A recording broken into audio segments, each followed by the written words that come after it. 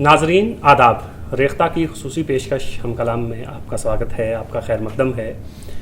ناظرین، کہانی ہر شخص نے بچپن میں اپنی نانی سے، اپنی دادی سے ضرور سنی ہوگی، اور پھر جب ہم اسکول جانا شروع ہوئے اور ہم نے کہانی کی تعریف یہ سنی کہ کہانی ہم تک اس طرح پہنچی ہے کہ پہلے داستان ہوا کرتی تھی، اور جب لوگوں کے پاس بہت وقت تھا پھر اس کے بعد داستان کی جگہ ناول نے لے لی، اور ناول کی جگہ پھر کہانی نے۔ یہ سب چیزیں اب بہت پرانی ہو گئی ہیں۔ یہ سب بتانے کا میرا مقصد یہ ہے کہ آج ہم آپ کے روبرو، آپ کی ملاقات اردو فکشن کے بہت ہی اہم، اس وقت کے بہت ہی اہم نام سے کروانے جا رہے ہیں۔ اردو فکشن کے حوالے سے اگر ہم بات کریں تو عہد حاضر میں جو بہت اہم لکھنے والے ہمارے ہاں موجود ہیں، ہندوستان میں، پاکستان میں، یا ساری دنیا میں جہاں جہاں اردو پڑھی لکھی بولی جاتی ہے وہاں ان کو بہت شوق سے پڑھا جاتا ہے، اور تقریباً 15 سے زائد ان کی کتابیں، ناول اور افسانے ہمارے سامنے موجود ہیں، اور تقریباً ہر ناول کو، ہر کہانی کو، ہر نئے ناول کو اسی طرح پذیرائی ملی ہے اردو قارئین کی طرف سے جو اس سے پہلے ان کے ناول کو ملی، اور یہ سلسلہ ابھی رکا نہیں ہے، اور ہم دیکھتے ہیں کہ وہ اتنا زیادہ لکھتے ہیں، یہ بات ہم انٹرویو میں ان سے کریں گے، وہ بہت زیادہ لکھتے ہیں، اور پھر اتنا اچھا کیسے لکھ لیتے ہیں، یہ باتیں سب رہیں گی۔ میری مراد مشرف عالم ذوقی صاحب سے ہے، جو ہماری اردو فکشن کا نہایت ہی معتبر اور اہم نام ہے۔ مشرف عالم ذوقی صاحب، آپ نے ہمارے لیے وقت نکالا، آپ کا ہم خیر مقدم کرتے ہیں، آپ کا بہت بہت شکریہ کہ آپ نے وقت دیا ہمیں۔ سب سے پہلا سوال آپ سے یہ ہے کہ آپ ہندوستان میں جس قدر فکشن لکھا جا رہا ہے، اور اس فکشن میں جتنی کتابیں ہمارے سامنے آتی ہیں، سب سے زیادہ کتابیں پڑھنے کو ہمیں مشرف عالم ذوقی کی ملتی ہیں، یہ کیسے کر لیتے ہیں آپ سب کچھ؟ اور اس بیچ میں آپ تنقیدی مضامین بھی لکھتے ہیں، یہ سب چیزیں کیسے ہو جاتی ہیں؟ سب سے پہلے میں آپ کا شکریہ ادا کروں، ریختہ کا شکریہ ادا کروں۔ آپ نے بہت خوبصورت سوال اٹھایا ہے۔ دیکھیے، ادب ایک پوری ذمہ داری ہے، اور اگر آپ مغرب میں دیکھیں تو جن لوگوں نے ادب لکھا ہے وہ صرف اور صرف ادب لکھ رہے تھے۔ مجھ سے پوچھا جاتا ہے آپ 96 سے اتنا کیسے لکھ لیتے ہیں؟ میں ایک سوال کرتا ہوں کہ کیا لوگوں نے بالزاک سے پوچھا اس نے اتنا کیسے لکھا؟ کیا دوستویسکی سے پوچھا کہ اس نے اس قدر کیسے لکھ لیا؟ کیا ٹالسٹائی سے پوچھا؟ کیا ٹیگور سے پوچھا؟ نہیں پوچھا۔ اس لیے نہیں پوچھا کہ ان لوگوں کا کام ادب کی دنیا میں سانس لینا تھا۔ یہ لوگ ادب پڑھتے تھے، سوچتے تھے اور لکھتے تھے۔ زمرد صاحب، میں ایک بات کہنا چاہوں گا، ادب ایک ذمہ داری ہے، اور صرف ذمہ داری نہیں ہے بلکہ ادب ایک ویژن کا نام ہے۔ یہ دنیا، ایک دنیا جو کچھ ہم دیکھ رہے ہیں، جو کچھ ہو رہا ہے، وقوع پذیر ہو رہا ہے، تو ادیب صرف دیکھتا نہیں ہے بلکہ ادیب اپنے ویژن کے ذریعے اس دنیا کو آپ کے سامنے رکھتا ہے، اور جب سامنے رکھتا ہے اس کا مطلب یہ ہوا کہ وہ اسی دنیا میں جی رہا ہے، وہ مسلسل جی رہا ہے۔ میں نے اپنے ادب کو شروع سے، جب میں نے لکھنا شروع کیا، میں بتانا چاہوں گا کہ آپ نے شروعات بہت خوبصورت طریقے سے کیا۔ دادی اماں، نانی اماں کی کہانیاں، ایک دنیا وہی ہوتی تھی صاحب، جب ہم چاندنی راتوں میں دادی اماں اور نانی اماں سے کہانیاں سنتے تھے، داستانیں سنتے تھے، اور اسی طرح سے میں نے بھی اپنی کہانی کی شروعات کی۔ اور اس کے بعد بہت شروع میں ہی مجھے اس بات کا احساس ہو گیا کہ مجھے اس دنیا سے آگے نہیں جانا ہے، یعنی مجھے سرکاری نوکری یا کسی بھی طرح کی قید کا شکار نہیں ہونا ہے، مجھے ادب کی دنیا تک سمٹ کر رہنا ہے۔ اور یہی وجہ ہے کہ میرا اٹھنا، بیٹھنا، سونا۔ آپ کو ہم ایک بات اور بتانا چاہیں گے کہ شاید میں ان لوگوں میں شامل ہوں یا ان تخلیق کاروں میں شامل ہوں جنہوں نے اپنی زندگی کا ہر دن ادب کی آغوش میں گزارا ہے۔ مجھے یاد ہے جس دن میری امی کا انتقال ہوا، میں نے اس دن بھی ایک صفحہ لکھا تھا۔ جس دن ابی کا انتقال ہوا، میں نے اس دن بھی ایک صفحہ لکھا تھا۔ اور صاحب، پریم چند کا ایک قول یاد کیجئے۔ پریم چند نے کہا تھا کہ ادیب مزدور کی طرح ہے۔ مزدور کے ساتھ حادثہ یہ ہے کہ جس دن وہ کنواں نہیں کھودے گا، وہ کلہاڑی نہیں چلائے گا، وہ پتھر نہیں توڑے گا، اسے کھانا نہیں ملے گا۔ تو ادیب کو ادب کے ساتھ رہنا ہے، مطالعہ، مشاہدہ اور سیر سپاٹا گھومنا، ان تینوں کے درمیان جو کتابیں ہوتی ہیں وہ کتابیں بھی کہیں نہ کہیں راستہ دیتی ہیں۔ اور تیسری بات ہوتی ہے، آج ہم جس دنیا میں ہیں، آئی ٹی انڈسٹری سے لے کر گلوبلائزیشن، پھیلتی ہوئی دنیا، یہ دنیا جس کو آپ ایک کینسر کی طرح جو ہمیں ختم کیا جا رہا ہے، آپ دیکھ رہے ہیں کہ ہمارا معاشرہ بدل چکا ہے. آپ یہ دیکھ رہے ہیں کہ روز بروز اس زندگی میں گھٹن آتی جا رہی ہے. آپ دیکھ رہے ہیں کہ رکشے والے سے لے کر عام انسان سیاست کی سمجھ ہی نہیں رکھتا ہے بلکہ سیاست کا مارا ہوا ہے. تو صاحب ایسے وقت میں ایک ادیب کی ذمہ داری ہو جاتی ہے کہ وہ اس دنیا کو کس طرح سے دیکھتا ہے. اور اسی لیے جب میں نے لکھنا شروع کیا, خصوصی طور پر میں ناول کی بات کہوں گا, میری کوشش یہ رہتی ہے کہ میں اپنے ہر ناول میں ایک نیا موضوع اٹھاؤں, ہر ناول میں ایک نئی دنیا کی تلاش کروں. میرا پہلا ناول عقاب کی آنکھیں, میں نے وہاں بھی ایک نئی دنیا کو سمجھنے کی کوشش کی تھی. اس کے بعد نیلام گھر آئیے, دو موضوعات رہے میرے. ایک مسلمانوں کا موضوع, 67 برسوں کا ہندوستان اور مسلمانوں کی بے بسی. لیکن اس سے الگ بھی ایک موضوع ہے اور وہ ہے ہماری نئی دنیا. یہ نئی دنیا جو ایک نیا مرد ڈسکور کر رہی ہے, ایک نئی عورت ڈسکور کر رہی ہے. یہ جو دنیا ہے یہ دنیا مختلف ہے. 10-15 برسوں میں یہ پورا سوشل سینیریو چینج ہو چکا ہے. ایک نیا مرد سامنے آ چکا ہے, ایک نئی عورت سامنے آ گئی ہے. تو صاحب ہم لوگ لکھنے والے لوگ ہیں, ہمارا تعلق زمین سے ہے اور ہمارا تعلق اس نئی دنیا سے بھی ہے اور ہم ڈسکور کرتے رہتے ہیں. اسی لیے اگر آپ کہیں کہ میں 24 گھنٹے لکھتا ہوں, پڑھتا ہوں, سوچتا ہوں اور کوشش کرتا ہوں کہ اس دنیا کو ایک نیا فلسفہ دے سکوں. جی بالکل, اور ظاہر ہے ہم اسی دنیا میں سانس لیتے ہیں, اسی دنیا میں جیتے ہیں اور اسی دنیا کے دکھ اور درد ہمارے بھی دکھ اور درد ہیں. لیکن ذوقی صاحب, کیا ایک تخلیق کار دنیا سے موضوعات لیتا ہے یا پھر ایسا ہے کہ وہ دنیا کو بدلنے کی کچھ کوشش کرتا ہے؟ کیا آپ کو لگتا ہے کہ آپ کی تحریریں جن لوگوں کے لیے لکھی گئی ہیں, کیا وہ مسائل اور ان مسائل کا حل آپ نے اپنی کہانیوں میں دینے کی کوشش کی؟ حالانکہ یہ ایک ادیب کی ذمہ داری نہیں ہے کہ وہ اس کا حل دے. بے شک ادیب مبلغ نہیں ہوتا ہے, ادیب جو ہے وہ مورخ, یہ آپ کو ہم کہہ سکتے ہیں کہ مقرر نہیں ہوتا ہے. ادیب کو یوں سمجھیے کہ وہ ایفل ٹاور پر کھڑا ہے اور اس پوری دنیا کو دیکھ رہا ہے. لیکن صاحب وہ صرف دیکھ نہیں رہا ہے. جیسے ایک پینٹر ہے, برش اٹھاتا ہے اور کینوس پر رنگ بھر دیتا ہے. ادیب اس سے ایک مختلف کام کرتا ہے. ادیب کا کام صرف مسائل کو لینا نہیں ہوتا ہے, بلکہ ادیب جب لکھتا ہے, چاہے وہ شاعری ہو, افسانہ ہو یا ناول ہو, آپ دیکھیے ایک ایبسٹریکٹ سوچ بھی پیریلل چلتی رہتی ہے. یہ جو پیریلل ایبسٹریکٹ سوچ چلتی رہتی ہے صاحب, یہاں وہ ایک نئی دنیا کو ڈسکور کرنا چاہتا ہے. اور جیسے غالب نے کہا تھا, میں ایک چھوٹی سی مثال لینا چاہوں گا, کچھ اور چاہیے وسعت میرے بیاں کے لیے. اس لیے اچھے افسانے یا ناول یا شاعری, ان میں کہیں نہ کہیں آپ ایک ابہام دیکھتے ہیں, کیونکہ مسائل کا حل تلاش کرنا میری ذمہ داری نہیں ہے. ہم اس دنیا کو آپ کے سامنے دکھانا چاہتے ہیں. دوسری بات, آپ اگر دیکھیں تو الگ الگ وقتوں میں الگ الگ لوگ آئے. رشین لٹریچر, جہاں آپ دیکھیے کہ وہ آپ نے داستانوں کی شروع میں بات کی, اس وقت ماحول یہ تھا کہ داستانیں سنی جاتی تھیں. دوستویسکی ایک ناول مکمل کرتا تھا اور ایلیٹ کلاس کے لوگوں کے بیچ بیٹھ جاتا تھا اور سنایا کرتا تھا. صاحب میں آپ کے سوال پر آتا ہوں, وہ کیوں سنایا کرتا تھا؟ لوگ اس میں اپنی جھلک دیکھا کرتے تھے, لوگ اس میں اپنی زندگی دیکھا کرتے تھے. آپ آگے آ جائیے, سارترے کا زمانہ لیجیے, یا اس کے بعد آ جائیے, مارکیز ابھی انتقال ہوا ہے, لیکن مارکیز کا اگر آپ 100 ایئرس آف سولیچیوڈ پڑھ رہے ہیں تو لاطینی امریکہ آپ دیکھ لیجیے, پورا دیکھ سکتے ہیں. لیکن صاحب یہاں مارکیز نے بھی ایک ایبسٹریکٹ ویژن, ایک سوچ, ایک دنیا الگ رکھی ہے جو پیریلل کہانی کے ساتھ چلتی رہتی ہے. تو آج کا ادب, اگر ہم آج کے ادب کو دیکھتے ہیں یا میں اپنی بات کرتا ہوں, تو کہانی سپاٹ نہیں ہو سکتی ہے, داستانیں سپاٹ نہیں ہو سکتی ہیں. ان میں کئی طرح کے مسالے, مبین مرزا نے یہ لفظ استعمال کیا بھی اپنے ایک مضمون میں, کئی طرح کے مسالے ہوتے ہیں. جیسے جو کچھ ہم دیکھ رہے ہیں وہ واقعہ بھی ہے, جو ہم نہیں دیکھ رہے ہیں یعنی جس کو آپ ابہام کی پرتیں کہیے یا آپ زیریں لہریں کہہ لیجیے, وہ زیریں لہریں بھی ہوتی ہیں. اور ایک ویژن جس کو ہم ایک دانشورانہ ویژن کہتے ہیں, وہ جب تک نہیں ہو ہم نہیں لکھ سکتے ہیں. جی بالکل. ذوقی صاحب, ابھی آپ نے مارکیز کی بات کی, عالمی ادب کا آپ نے بہت گہرا مطالعہ کیا ہے. مارکیز میجیکل ریئلزم کے حوالے سے ہمارا بہت بڑا نام ہے. کیا میجیکل ریئلزم کو ہم کہیں نہ کہیں اپنی پرانی داستانوں میں یا کہانیوں میں تلاش کر سکتے ہیں؟ بے شک تلاش کر سکتے ہیں. میں نے اسی لیے آپ سے بھی بات کی کہ دیکھیے کہانیاں سپاٹ نہیں ہو سکتی ہیں. ہم بچوں کے ادب جیسا کوئی ادب نہیں لکھ سکتے ہیں. اور اگر آپ بچوں کا بھی ادب دیکھیں تو آپ دیکھیے کہ پنچتنتر ہے, بہت ساری چیزیں ہیں. ہمارے یہاں داستانیں ہیں, امیر حمزہ ہے اور بہت سی الف لیلا ہے.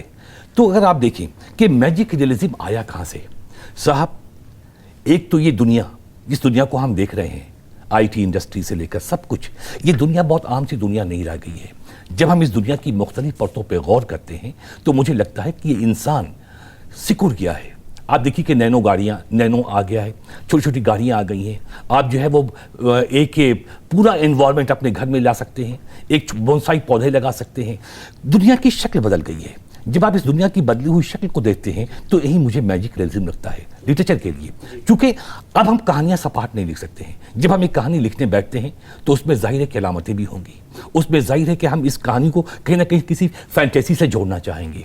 تو جب یہ چیز سپاٹ نہیں ہے، جب یہ دنیا سپاٹ نہیں رہ گئی ہے، جب ہم یہ باتیں کہتے ہیں کہ آنے والا انسان نہیں مرے گا، یا ہم کہتے ہیں کہ ہم نے اپنے انسانوں جیسا ایک کلون پیدا کر لیا ہے، تو صاحب جہاں سائنس وہاں پہنچ گیا ہے، جہاں کوئی چیز معجزہ نہیں لگتی ہے، جہاں چمتکار نہیں لگتا ہے، تو ادب بھی سپاٹ نہیں ہو سکتا ہے. اس لیے میجک ریئلزم جو آپ کے مارخیز یا ہم کہیں کہ نئے ادب، چاہے وہ یورپ کا ادب ہو یا ہمارا اردو ادب ہو، صدیق عالم ہو، خالد جاوید ہو، یہ میجک ریئلزم تو آ چکا ہے اور آئے گا ہی، کیونکہ اس سے الگ ہم اپنے ادب کو نہیں دیکھ سکتے. جی ذوقی صاحب، ہماری اپنی کہانیاں جو ہیں، ہمارا فکشن، جیسے کہ اس کی عمر ہمیں پڑھایا جاتا ہے کہ اس کی عمر بہت مختصر ہے، اتنی طویل شاعری کے مقابلے میں اتنی طویل نہیں ہے.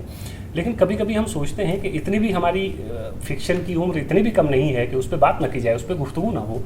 تو آج ہم جہاں پہ جس مقام پہ کھڑے ہیں، جس دور میں مشرف عالم ذوقی لکھ رہا ہے، یا جس دور میں اور لوگ لکھ رہے ہیں، جس دور میں انتظار حسین لکھ رہے ہیں، یا اس سے پہلے قرۃ العین حیدر لکھ رہی تھی، کیا آپ کو اب لگتا ہے کہ وہ زمانہ آ گیا ہے کہ آپ کو اس طرح کی باتیں جو ہم مغرب کے حوالے سے کرتے ہیں، کہ مغرب میں جیسے آپ نے فرمایا دوستویفسکی لکھنے والے ہیں، ٹولسٹائے ہیں، یا مارکیز ہیں، یہ سب لوگ ہیں، کیا آپ کو لگتا ہے کہ اردو میں، اردو افسانے کی یا ناول کی روایت میں کچھ اس طرح کی کہانیاں یا ناول لکھے گئے ہیں جن کو ہم کہہ سکیں کہ ہاں یہ عالمی فکشن کے زمرے میں یہ رکھی جانی چاہیے؟ بے شک صاحب، بہت خوبصورت سوال آپ نے اٹھایا. اردو کہانیوں کی بات لیں، اردو ناول 149 برس ہو چکا ہے. اردو کہانیوں کی عمر بھی 114 برس ہو چکی ہے. ہم یہاں شروعات کرنا چاہتے ہیں جو آپ نے کیا. ہماری کہانیاں روایتی تھی ہی نہیں. جب سجاد حیدر یلدرم یا سلطان حیدر جوش نے لکھنا شروع کیا، سلطان حیدر جوش کی ایک کہانی ہے دوست کا خط. آپ جب یہ کہانی کو پڑھتے ہیں تو ایسا احساس ہوتا ہے جیسے یہ تو کہانی ابھی کی ہے اور بالکل جدید کہانی ہے. میرا کہنا یہ ہے کہ اردو کہانی اپنی شروعات کے ساتھ ہی، اپنے آغاز کے ساتھ ہی جدید تھی. اس کی وجہ تھی ایڈگر ایلن پو تھے، جان گالزوردی تھے، اور ان لوگوں سے سلطان حیدر جوش یا جو طبقہ ہمارا اردو میں کہانیاں لکھ رہا تھا وہ متاثر تھا. تو ہماری اردو کہانیاں روایتی نہیں تھیں. آپ آگے بڑھیے، قرۃ العین حیدر کے بعد چونکہ آپ نے آج کی کہانیوں کا ذکر کیا ہے، آج کے ناول کا ذکر کیا ہے، صاحب میں ایک بات کہنا چاہوں گا، لوگ پڑھتے نہیں ہیں. جب ہم اردو کہتے ہیں تو اردو کا مطلب صرف ہندوستان نہیں ہوتا ہے، اردو کا مطلب پاکستان بھی ہوتا ہے، اردو کا مطلب جرمنی بھی ہوتا ہے جہاں مصطفیٰ کریم لکھ رہے ہیں، اردو کا مطلب آسٹریلیا بھی ہوتا ہے جہاں اشرف شاد بے وطن لکھ رہے ہیں، وزیر اعظم لکھ رہے ہیں اور بہت بڑے بڑے ناول لکھ رہے ہیں. اردو کا مطلب ایک پوری دنیا ہے.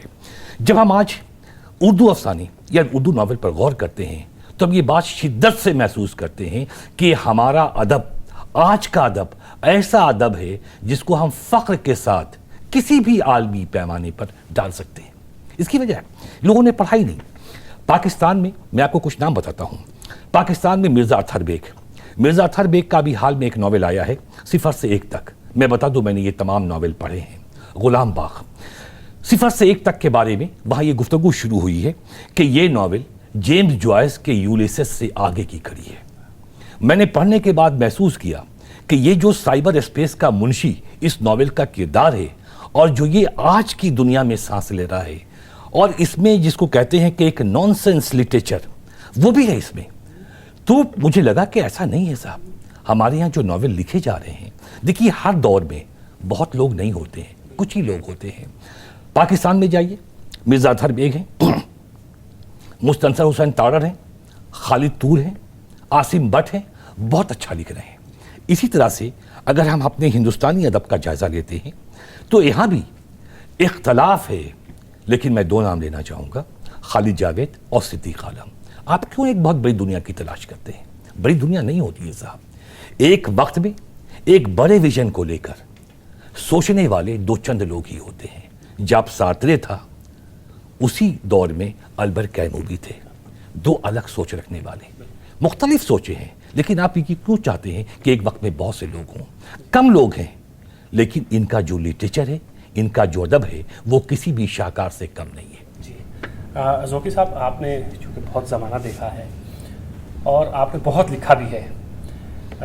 ابھی فی الحال ہم صرف فکشن کے حوالے سے ہی بات کریں گے, آپ کی تنقید پہ بات بعد میں ہوگی. جی آپ اگر ہم پریم چند سے شروع کریں اور پریم چند سے لے کے مشرف عالم ذوقی, صدیق عالم, خالد جاوید یہاں تک آئیں, تو آپ کو کیا لگتا ہے کہ کچھ ہمارے فکشن رائٹرز جو انڈسٹریز بن گئے, جن میں منٹو کا نام ہے, اور کچھ بہت اہم نام کہیں کھوسے گئے جن پہ گفتگو بہت کم ہوتی ہے, تو کیا وجہ ہے؟ کیا ان لوگوں کا جو اس زمانے میں لکھ رہے تھے, منٹو کے ساتھ لکھنے والے لوگ, منٹو انڈسٹری بن گیا لیکن ان لوگوں کا ذکر بہت کم ہوتا ہے, یا جب 100 سال ہوں گے تب ہو جائے گا کہیں, اور کیا وجہ ہے کہ ہم لوگ اپنے اس لٹریچر کو یا اس ادیب کو پہچاننے میں ابھی تک ناکام ہیں؟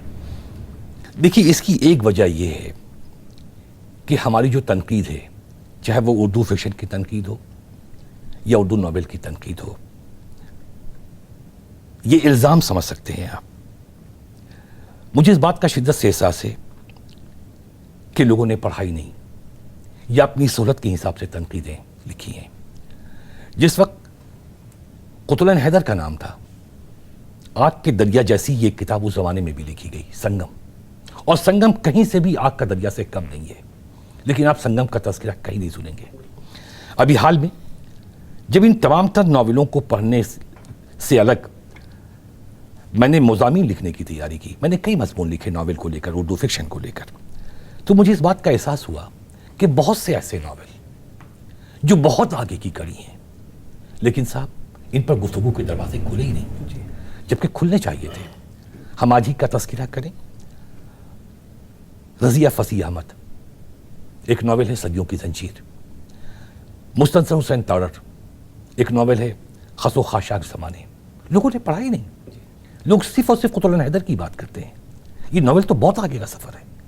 قطب العین حیدر کے چاندنی بیگم ہو یا آگ کا دریا ہو, لیکن یہ باتیں ظاہر ہے کہ ایک مختصر سے انٹرویو میں ہم نہیں, یہ پورا ڈیبیٹ ہے. یہ بہت آگے کا ناول ہے. اس میں صرف نوسٹیلجیا نہیں ہے, اس میں صرف تہذیبوں کا اتار چڑھاؤ نہیں ہے, بلکہ تہذیبوں کے زوال کے ساتھ ایک نئی دنیا کو دیکھنے کی کشمکش بھی ان ناولوں میں نظر آتی ہے. سب سے پہلی بات یہ جو آپ نے کہا کہ جب آپ مطالعہ کرتے ہیں, پاکستان کا نقاد ہو یا ہندوستان کا نقاد ہو, یہ لوگ مطالعے سے بچتے ہیں.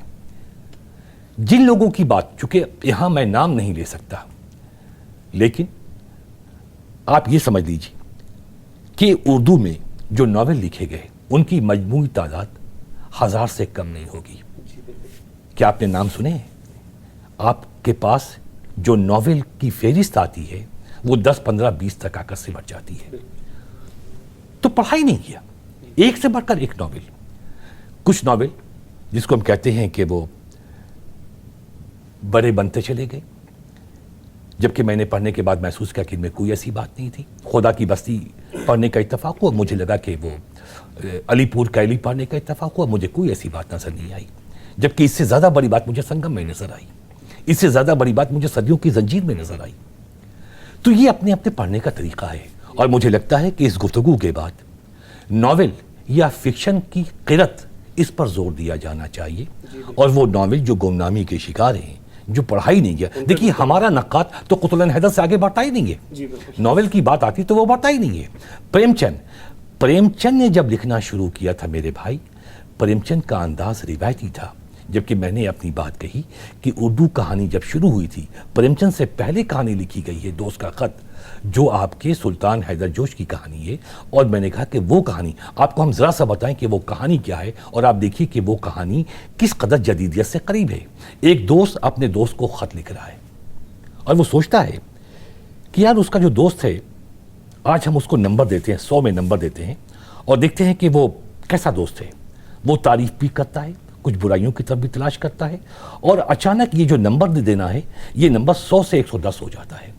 آپ یہ دیکھیے کہ کہانی کب لکھی جا رہی ہے۔ یہ کہانی 1901 میں لکھی جا رہی ہے، 100 سال سے بھی زیادہ۔ 100 سال سے بھی زیادہ، اور کہانی کا پورا رنگ وہی ہے جو ایڈگر ایلن پو کی کہانیوں کا رنگ تھا، اور کہانی کا رنگ وہ ہے جو جدیدیت کا رنگ ہے۔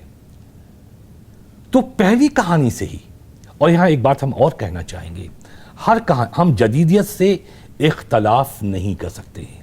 دنیا کا کوئی بھی ادیب جدیدیت سے اختلاف نہیں کر سکتا ہے، ہر ادب کو جدید ہونے کا حق حاصل ہے۔ ذوقی صاحب، جب جدیدیت کی بات آئی ہے، کہا یہ جاتا ہے کہ ترقی پسند تحریک کے زمانے میں فکشن بہت عمدہ لکھا گیا، اور جدیدیت جو تحریک ہے یا رجحان ہم کہہ لیں، اس زمانے میں شاعری بہت اچھی کی گئی، اور بہت اہم نام ہمارے سامنے شاعری کے موجود ہیں۔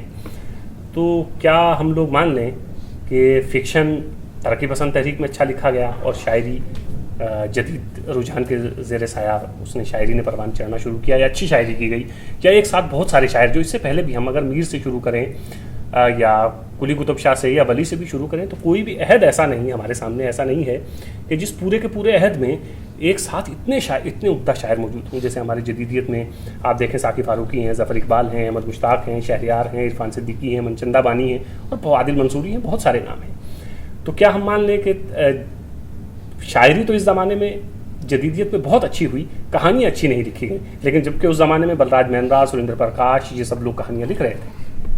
نہیں، بہت اچھا سوال اٹھایا آپ نے۔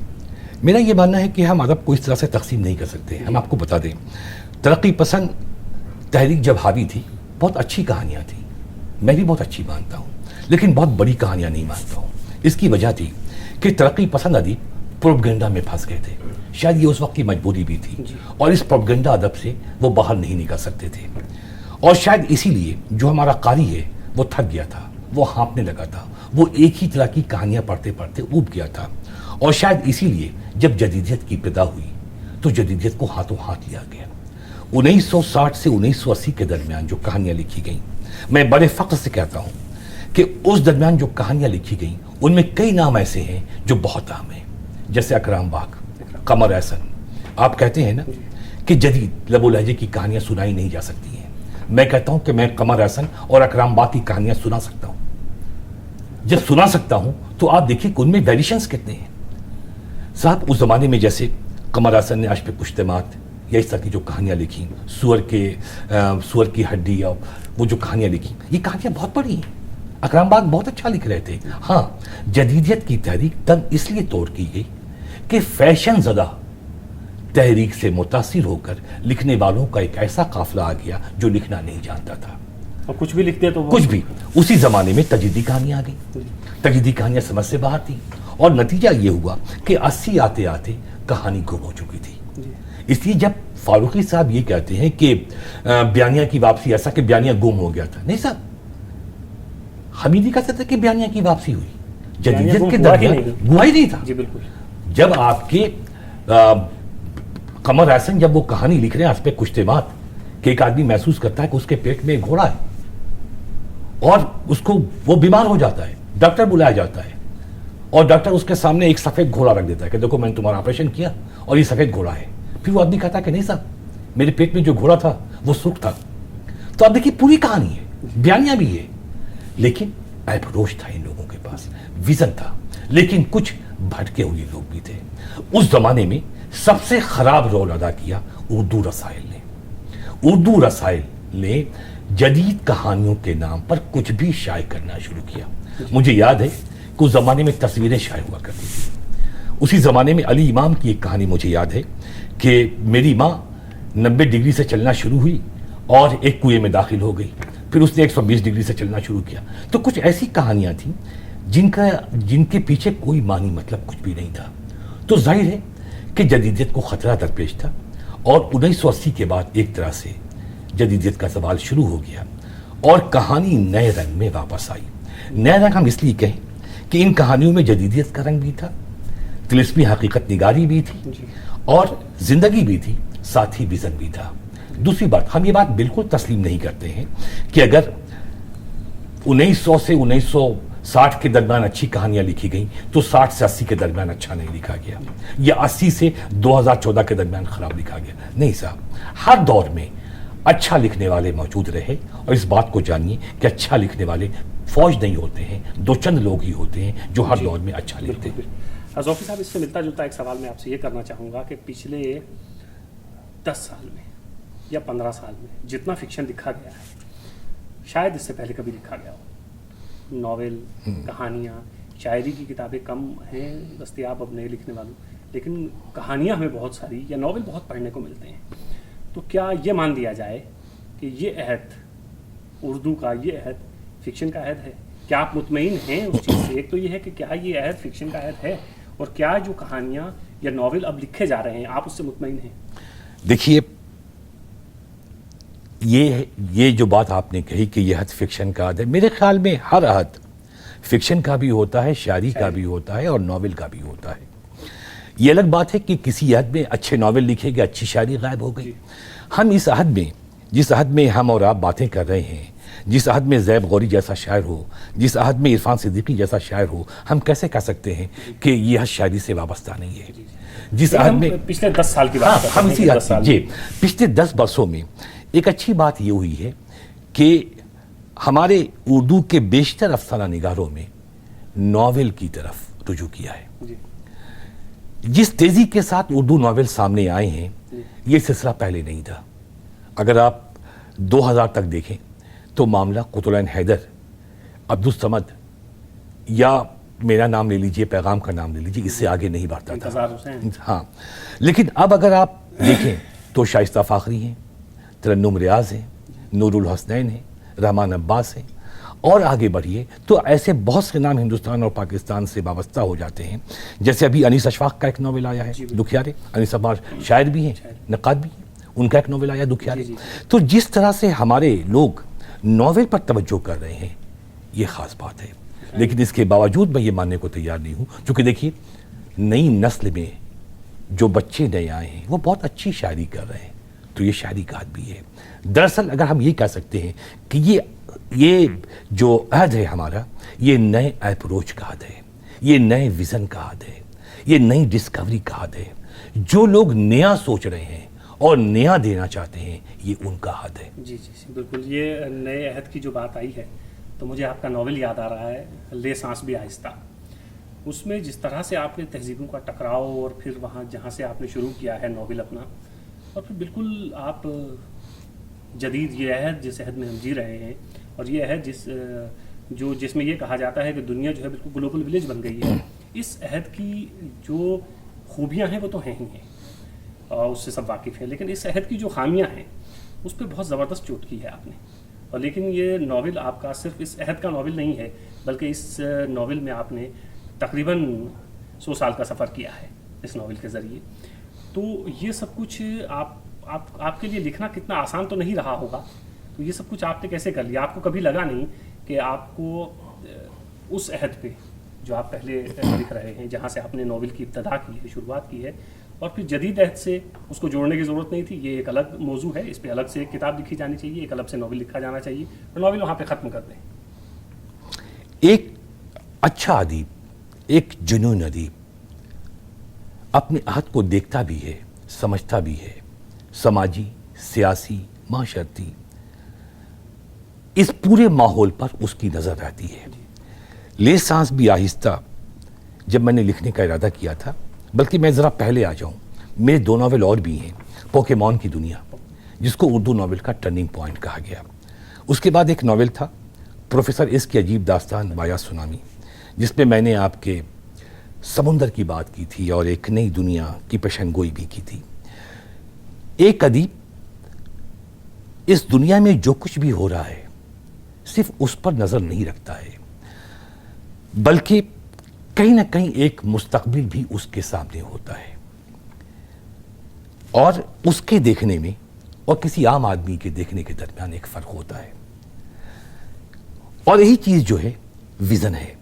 میں نے کوشش کی تھی لے سانس بھی آہستہ میں کہ اس گلوبل تہذیب میں ہماری اپنی تہذیب جہاں جا رہی ہے، کیونکہ ظاہر ہے وہ ہندوستانی پس منظر کا ناول تھا، جہاں جا رہی ہے، میں نے اس کو منطق کے سہارے ایک ایک پہلو کو دیکھنے کی کوشش کی تھی. لیکن پھر مجھے احساس ہوا یہ ایک پڑاؤ ہے. ایک دوسرا پڑاؤ بھی ہے جس پر ابھی میرا ایک ناول بہت جلد منظر عام پر آئے گا اور ہفتے 10 دن کے اندر آ جائے گا, نالے شبگیر. مجھے لگتا ہے کہ جس نئے سینیریو میں ہم ہیں یا آپ جی رہے ہیں, یہ نیا انسان ہے. یہ وہ انسان نہیں ہے جس کے بارے میں میکسم گورکی نے کہا تھا کہ نیا انسان جو پتھر کی اورش بارش کے درمیان پیدا ہو رہا ہے.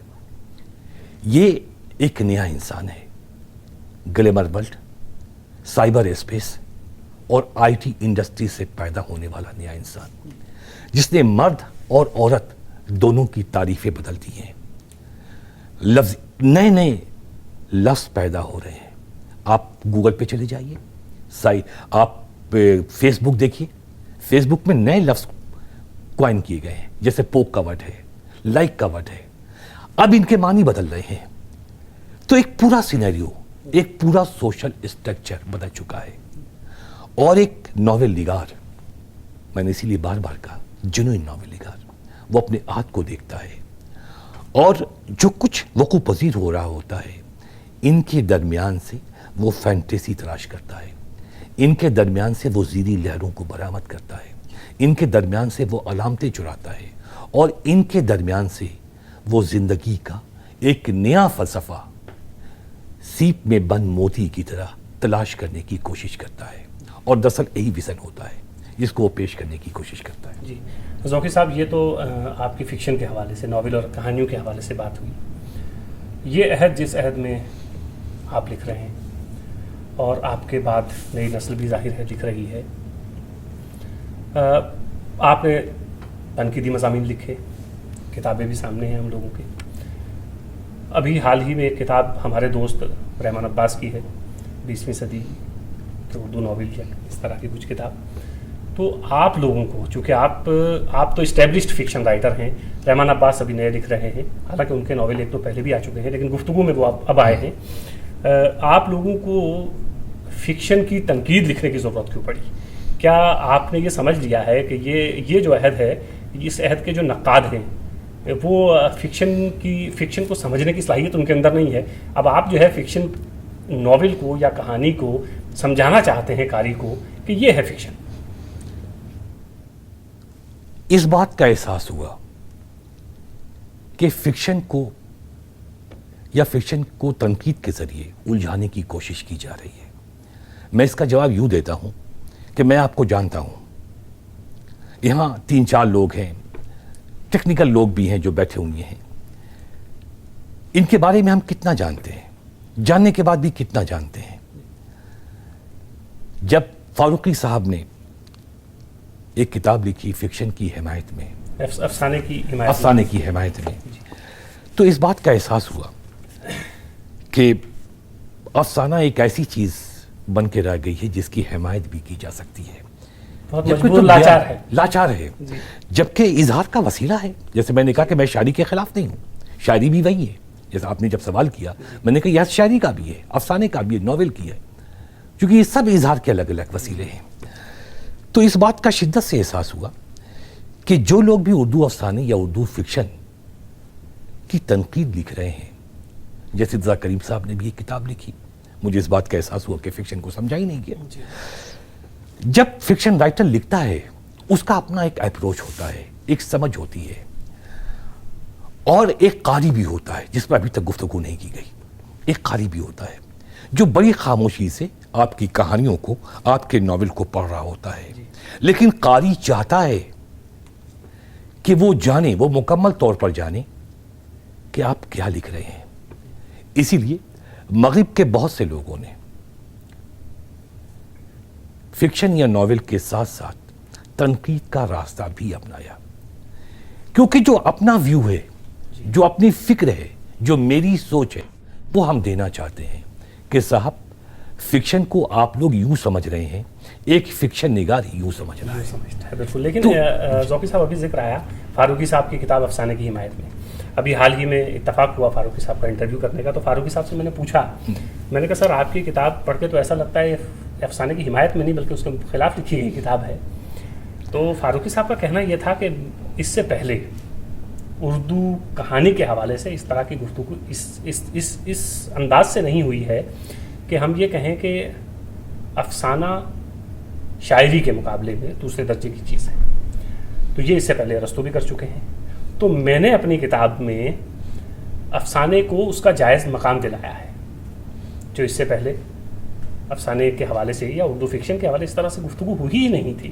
تو ہم نے کہا کہ اردو میں شاعری یہ ہے, اس نمبر پہ ہے, اور افسانہ اس نمبر پہ ہے. تو ہم نے افسانے کے خلاف کتاب نہیں لکھی بلکہ یہ کیا کہ افسانے کو اس کا جائز حق دلایا. افسانے کو جائز حق اس طرح سے دلایا کہ افسانہ شاعری کے بعد ہے.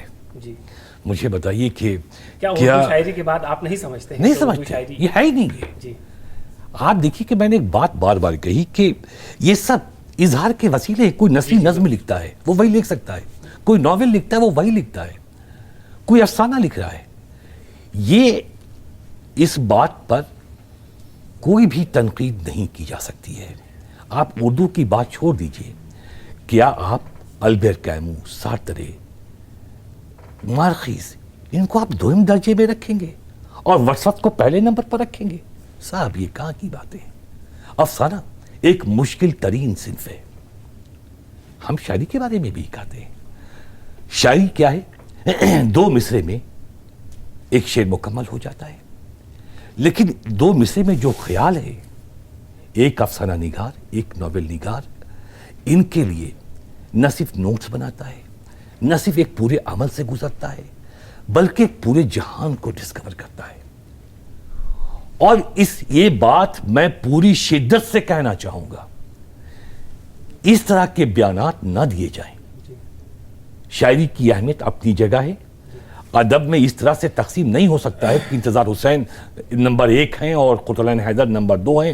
شاعری پہلا نمبر ہے, دوسرا افسانہ ہے, تیسرا ناول ہے, چوتھا نہیں. صاحب یہ سب اظہار کی الگ الگ وسیلے. جی لیکن ذوقی صاحب جب بھی ہم بات کریں گے, اب چونکہ گفتگو بہت لمبی ہو جائے گی اور پھر انشاءاللہ آپ کو کبھی تکلیف دیں گے, لیکن جب بھی ہم اردو کے حوالے سے بات کرتے ہیں اور اگر ہم آپ ہی سے پوچھیں کہ اردو کا بڑا ادیب کون ہے, تو آپ میر غالب اور اقبال اور انہی کے نام لیں گے. مشکل سے آپ پریم چند منٹو کا نام دیں گے. لیکن یہ ایک بحث ہے اور اس بحث کو یہ ایک سوال ہے اور اس پہ بحث ہونی چاہیے. دیکھیے ہم یہاں روک دیں گے آپ کو. دیکھیے اگر آپ شاعری کی بات کریں گے, شاعری کی عمر بہت زیادہ ہے. ہاں یہ آپ مجھے ایک بات بتائیے, میر اور غالب کے بعد کیا کوئی میر اور غالب آیا؟ نہیں آیا. اگر آپ اس بات کو اردو فکشن کو یا اردو شاعری تک سمیٹتے ہیں تو میں یہ کہنا چاہوں گا کہ پھر تو شاعری نمبر 2 پر کیا, نمبر 3 پر بھی نہیں ہے, نمبر 4 پر بھی نہیں ہے, نمبر 5 پر بھی نہیں ہے. تب تو قطلین حیدر کا نام لیں گے ہم, بہت آگے کی چیزیں. ایسے کئی لوگ ہیں جو بہت آگے کی چیزیں. بیدی کا نام لیں گے, بلکہ بہت سے ایسے لوگ ہیں. شاعری تو کہیں رہی نہیں. پھر تو ہم کہیں کہ بھائی 1800 میں اردو شاعری نمبر 1 تھی, افسانہ تھا ہی. اب فکشن میں اب اگر لیں تو اظہار کے وسیلے کے طور پر اردو افسانہ نمبر 1, اردو ناول نمبر 2 اور شاعری کا کوئی نمبر نہیں ہے. صاحب یہ تنقید کا کوئی مزاج نہیں ہے. بالکل بالکل. اور ذوقی صاحب یہ تو ہم آپ کی تحریر بھی جب پڑھتے ہیں اور آپ سے ابھی گفتگو بھی ہو رہی ہے, اور جب بھی آپ سے گفتگو کرتے ہیں تو ایسی باتیں تو ہوتی ہی ہیں کہ جس پہ بہت بحث ہو. ناظرین, آج ہمارے مہمان تھے مشرف عالم ذوقی صاحب. ان کی گفتگو آپ نے سنی اور ظاہر ہے آپ کے ذہن میں بہت سے سوالات پیدا ہوئے ہوں گے, اور ان سوالات کا حل آپ کو مشرف عالم ذوقی کی تحریروں میں تلاش کرنا ہوگا, یا پھر اردو ادب کی جو پھیلی ہوئی تحریریں ہیں, فکشن ہے, تنقید ہے, ان سب چیزوں میں اس کا حل تلاش کرنا چاہیے آپ کو. اور یہ سوال قائم کرنا, یہ مشرف عالم ذوقی اور ہر جینوئن تخلیق کار سوال تو قائم کرتا ہی ہے, جس طرح آج انہوں نے سوال قائم کیے ہیں. اور امید ہے کہ مزید گفتگو اس پہ اور مزید گفتگو ہوگی ادبی حلقوں میں, اور ہونی بھی چاہیے. یہی ایک زندہ زبان اور زندہ ادب کی پہچان ہے. مشرف عالم صاحب, آپ ہمارے اسٹوڈیو میں تشریف لائے, آپ کا بہت بہت شکریہ. آپ کا بھی بہت بہت شکریہ.